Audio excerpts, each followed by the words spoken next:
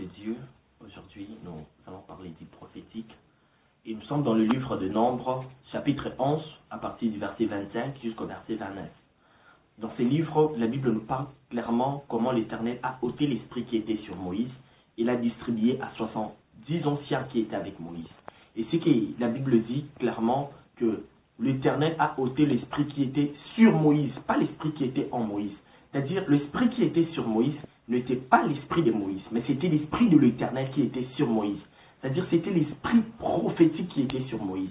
Et Dieu l'a distribué à 70 personnes qui étaient là, mais qui n'ont pas pu s'y porter. Et la Bible dit, ils se sont mis à prophétiser. Mais j'aime quand Sémère parle de cela. Sémère dit ceci. Sémère dit, ils se sont mis à parler sous l'inspiration comme le prophète. C'est-à-dire, ils n'ont pas prophétisé parce qu'ils avaient l'appel ou le ministère du prophète, mais ils ont prophétisé parce que cette onction a créé en eux l'atmosphère prophétique. Frères et sœurs, le prophétique, c'est les soucis de Dieu pour ses temps. Le prophétique, c'est les soucis de Dieu pour son Église. Le prophétique, c'est vraiment le cœur de Dieu. Le prophétique, c'est les soucis de Dieu pour l'Église du Congo. Ce que Dieu veut et que toi aussi tu sois prophétique. Tu peux ou ne pas avoir l'appel du ministère d'un prophète, mais tu vis dans le prophétique. Le prophétique doit affecter tous les 5 ministères. Parce que le prophétique, au-delà de tout, c'est toute une vie.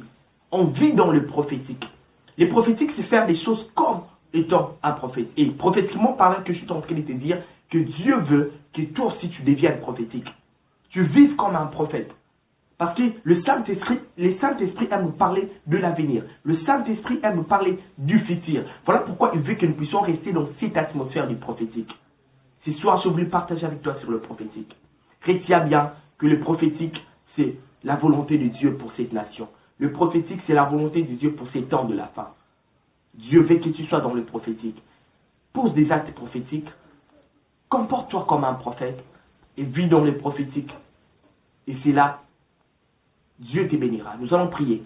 Seigneur, en ces temps où tu veux encore susciter le prophète, je prie à ce que le prophétique soit notre mode de vie.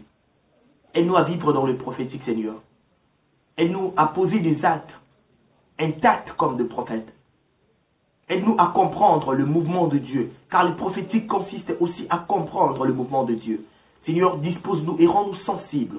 La disponibilité et la sensibilité, c'est la formule pour être dans le prophétique. Et nous te prions pour cela.